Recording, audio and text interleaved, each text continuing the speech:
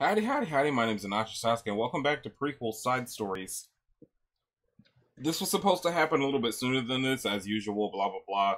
But, I had two different things I was hyper-focused on. First, it was finishing Psycho-Colonials, or Psycolonials, and then it was on,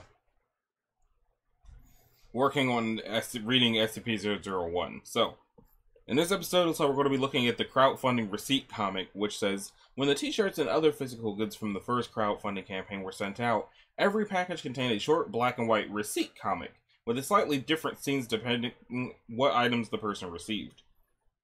The version depicted here was the one included with the Everything pack, and as for how it fits into the overall story, let's call it non-canon but feasible.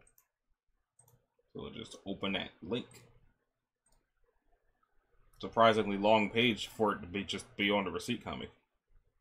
The sun above gleams like a shining jewel, but even its brightness is nothing compared to the resplendence of the Empire.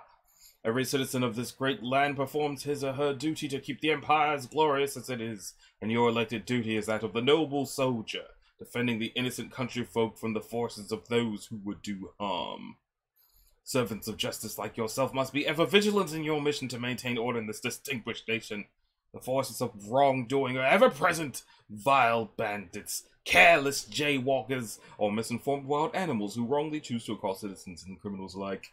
Sometimes it can be hard to tell friend from foe, but at such times one can always count on the indisputable trustworthiness of an Imperial Legionnaire. Such as this charming fellow right here. You salute the not at all suspicious superior ranking officer of the Imperial Legion and inquire how his patrol has been going. Has he apprehended any criminals? Aided any citizens in need? To your alarm, he tells you that his patrol has not been going well. Yesterday, he was passing through a town when it was attacked by, bandits. Yes, a town attacked by bandits. He valiantly fended them off as best he could, hence completely explaining the blood on his armor. However, before he could rout them completely, they damaged many of the town's buildings and supplies. He says some other things as well, but the words stream past you as you shed a tear for justice. Your superior, tearless as he is, must have already cried himself dry. You tell him of the void and gape this atrocity leaves in your heart, and ask if there's anything you can do to aid the poor, defenseless citizens of this wrongfully ravaged township. Your superior opens his mouth to speak, but instead glances you over and appraises your formidable imperial strength. You look like a fine, strapping gentleman, he says. He wagers you would make an excellent sacrifice to dark gods, hypothetically speaking. You beam at your superior's esoteric compliment.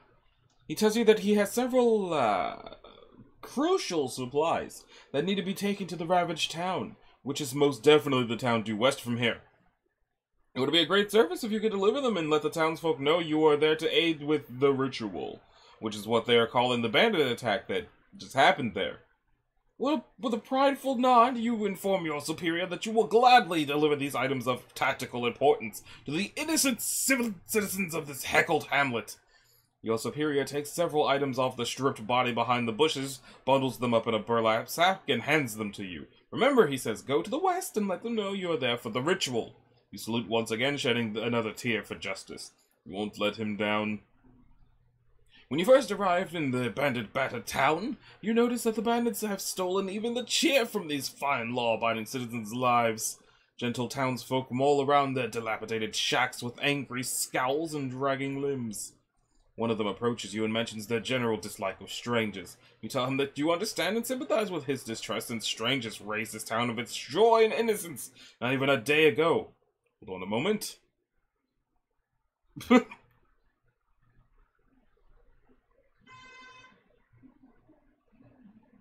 Your pride swells at having brought some semblance of normalcy and order back to this unfortunate, suffering town. You explain that you are here to offer the unparalleled aid of the Imperial Legion, and have several packages of tactical importance to deliver. The honest citizen seems apprehensive or even angry until you mention you are here to help with the ritual. Your superior sent you here after noting you would make an excellent sacrifice to dark gods. The citizen brightens at the news. In that case, you should go see the shopkeeper, he says. She'll know what to do. As you enter the humble shop, the first thing you notice is the lack of humble wares. You express your sympathies for the law-abiding shopkeeper's absence of goods, the lawless bandits apparently having left her with almost nothing to her name. Bandits? She asks. Bandits, you say, but you can understand her choice to repress such painful memories and wish her no harm by bringing it up. You're merely a servant of the Imperial Legion, you explain, here to deliver important resources to aid in her recuperation. The shopkeeper, obviously still disoriented from her trauma, seems confused and angry, so you take the initiative and search through your packages. Looking for one that seems suited for a respectable general goods store, you pull several garments out and gently place them on the counter top. The shopkeeper loudly inquires what in the depths this piece of shit is supposed to be. You inform the kind citizen that it is a cotton tunic, made to resemble the armor of a southern gladiatorial combatant, though you heard they redid the arena recently to host dance-offs instead. Clearly grateful that you've told her that, she tells you that, of course she can fucking see that, but what sort of idiot would want a piece of cloth that only resembles armor? You explain that it's likely a way for imaginative citizenry to experience the thrill of adventure within the Legion-guarded safety of their own home, by encouraging you to simply imagine dangerous and life-threatening journeys rather than actually embarking on them. Your clever superiors in the Legion have clearly taken a proactive approach to protection. Or this! Why would anyone take an already useless scrap of a shirt and meticulously dye a cat onto it? You admit the notion confuses you as well, but if your superiors in the Legion saw fit to send it here, you are confident that they must have had good reason. An Imperial tailor clearly worked very hard to get this shirt sleeves to stop halfway down their natural length. And its design is in line with the strange and slightly effeminate fashion statements popular in elven lands. Perhaps they felt a bright and colorful article of clothing would help restore morale to the townsfolk's poor, recently impoverished lives. She flatly notes that the so-called colorful article is mostly black. You remind her that black is just the entire rainbow mixed together, and also with black. Look, she says, she doesn't want to waste your time, or more importantly, her own. Why are the two of you speaking? Why are you here with these things, and how can she get rid of you?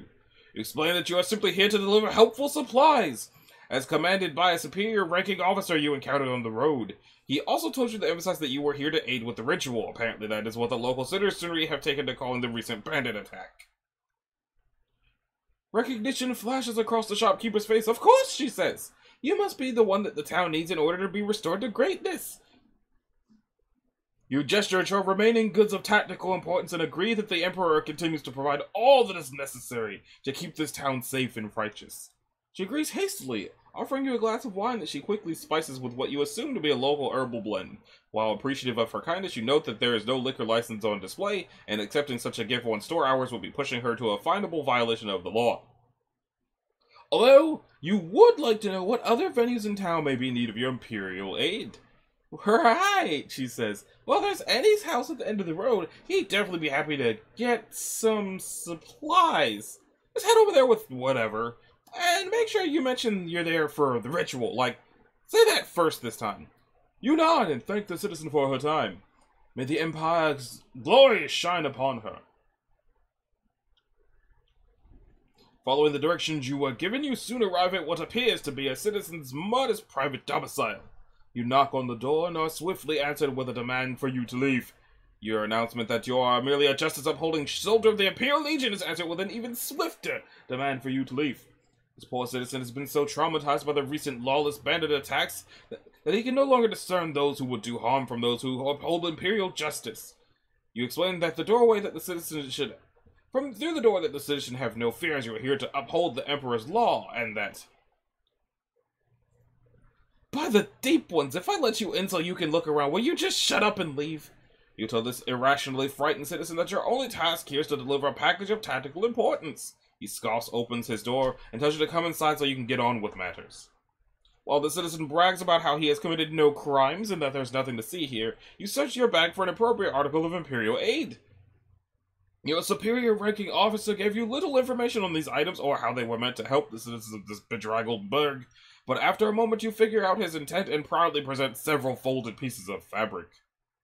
The irrationally frightened citizen unfurls one of the sheets, momentarily disregarding his irrational fear and becoming an art critic instead. Gazing aghast at this colorful cloth, he tells you that this is the worst painting he's ever seen. It's nothing but a mess of gaudy colors, plastic skin nudity, and embarrassingly poor figures. You admit that the bright and colorful, tactically important painting is possibly overdone, but you feel that its message is an important one. The Legion no doubt wishes this to be displayed to remind the disheartened inhabitants of this town that most law-abiding citizens of this great nation live together in beautiful harmony, not lawless plundering. Or this. What's this supposed to be? You explain that it is clearly a diagram of the Empire's finest metropolis, so the local townsfolk can build a copy of it to replace the ruined and raider-ravaged remains of their township. For a few seconds, the citizen remains silent with appreciation, and he attempts to turn down the gift, saying that they can't just take a picture and build a city. That's ridiculous. You assure him that it is fine, and the Empire's glory is meant to be spread, not hoarded. He just needs to put these somewhere the local city builders can see them. He forces the paintings into your hand and tells you that you know exactly where you can put them. You agree wholeheartedly. This is as if there's any other banal task you need to do, or if you're quite done here. You tell him not to worry, you still have more to deliver, though you should probably make sure it reaches the other townsfolk as well. No doubt every citizen of this place is facing hardship after the ritual. The irrationally frightened citizen's irrational fear returns, and he frantically asks what you know about the ritual. Not as much as the local townfolk, you admit. You were told to deliver some important resources here so that you could help with the ritual and restore this town to its former glory. As you think about it, you were told to mention that part first. A look of surprise and awareness spreads across the good citizen's face as he realizes the Legion truly does understand his plight. You bid him a good day and turn to leave. The law-abiding citizen suddenly tells you to wait and says he has something he needs to give you. You turn back around just in time for the citizen to place an unnecessary and heavy bag of payment into your hand. While you're flattered he values your service, you explain that you're merely doing your duty as a soldier of the Imperial Legion. The citizen is already paying you every time he files his taxes, and he needn't give you any more. If anything, you should be paying him in order to compensate for your failure to protect him. The streets perplexingly look even more abandoned than when you arrived. You knock on several doors and introduce yourself as a soldier of the Emperor, but there are no replies. You still have goods of tactical importance to deliver, however, so you persist, knocking on doors and introducing yourself. Finally, after several minutes of effort, you find an unlocked building, the town inn. I just realized he only has 4 fingers. Upon entering the fine establishment, you are met with another angry glare. It breaks your heart that the vile banditry have done so much damage to the noble citizens' morale, but you steel your nerves and bravely press on. With a sympathetic smile, you say hello to the innkeeper. Like the other townsfolk, the innkeeper tells you he's not fond of strangers and the trouble they bring. His grandfather prided himself on having rebuilt this inn from the ground up after they burned it down. You tell the innkeeper you can relate. Your commanding officer prides himself on having once burned an inn full of murderous cultists to the ground. Anyway, you are here on official business as a soldier of the Imperial Legion, delivering a package of tactical importance as decreed by a superior officer. You pass the innkeeper a bag. The Intheory ponders aloud why someone would send a sack inside another sack. You suggest that it may be to ensure that he's the first one to use it, but he says it would still be a bit more meaningful if the sack actually had something inside it. The inner bag may be empty, but you point out that the outer bag contains a deck of playing cards. Your superiors in the Legion probably knew this inn would be hurting for business after the bandit attack, and felt a few more venues of entertainment might liven it up. The innkeeper insists that the inn is currently at perfect level of livelihood. Also, bandit attack? You nod. You heard about it while patrolling the Black Road. A superior ranking officer told you to bring these goods to the town to aid with the ritual, which is apparently the locals' name for the recent bandit attack. He also mentioned you make an excellent sacrifice to dark gods, strangely enough. That's not a creepy smile at all. The innkeeper is silent for a long moment. Then his joy and happiness begin to return. He tells you that this is perfect. This is just what they needed. In fact, you know who could really use the rest of this stuff? Their leader. Their leader, silent and hidden for so long deep in the tunnels. Bring this stuff to their leader, and he has no doubts the town will be restored to greatness. You agree immediately. This leader must be quite something if they can restore the town's glory and dignity with nothing but some small pictures of cats. Look forward to meeting him. Or her.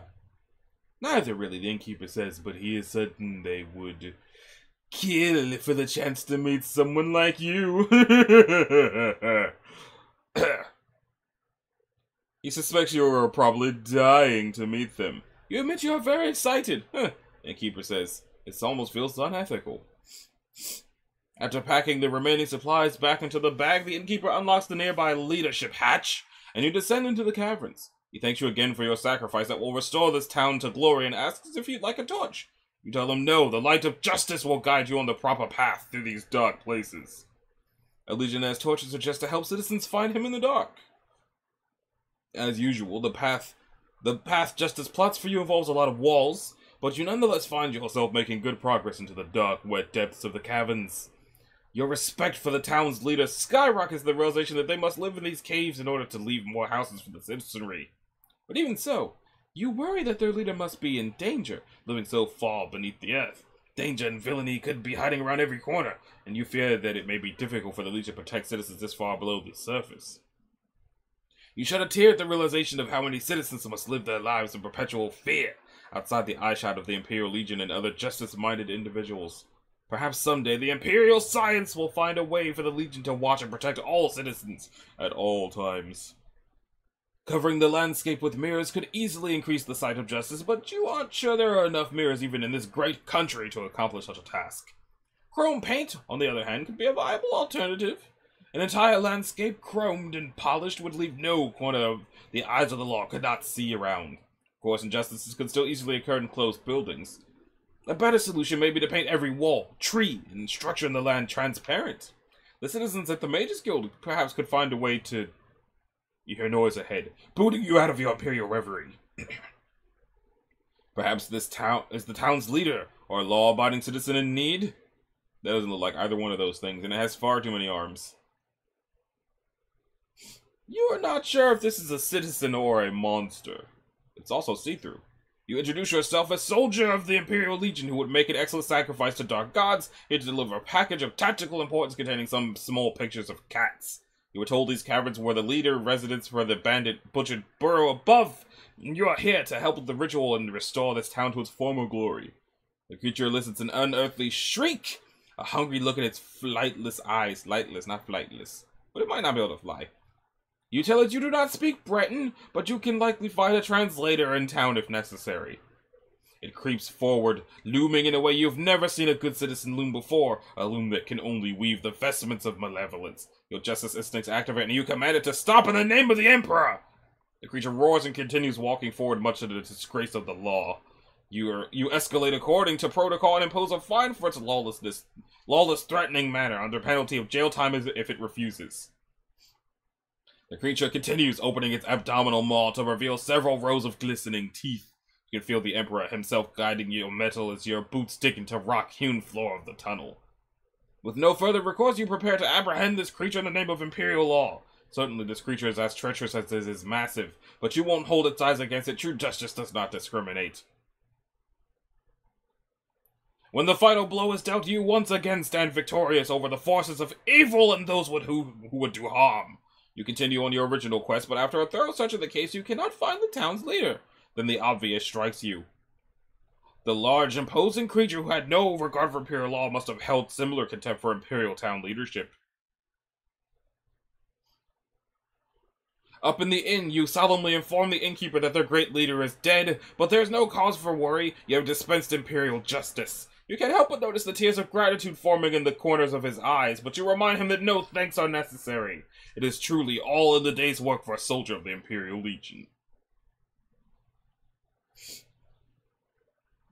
But of course, you have your scheduled patrols to return to. The sun's light is fading as a warm afternoon sets over the forest, but it will never truly be dark as long as the Empire watches over this great land. Its admittedly limited line of sight is augmented by dutiful, noble soldiers such as yourself, and honor you hold in the highest of places in your heart. Your duty to that dusty domicile is complete for now. All that remains is to file your report on the matter with the local authorities.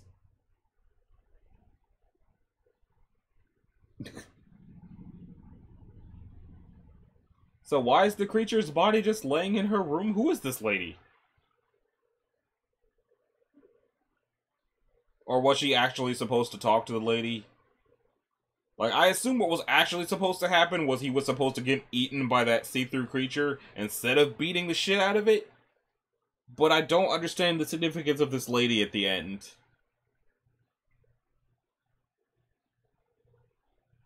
Let's see.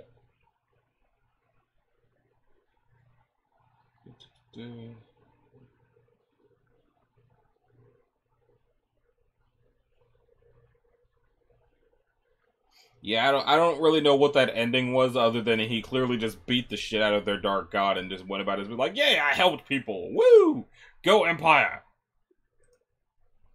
For as long as that page was, the episode took a lot less time than I thought it would. But let's see, how long is this? What?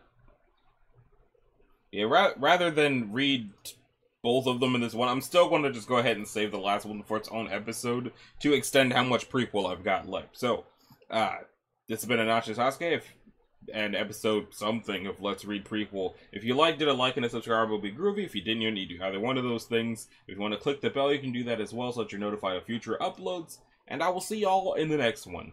Later!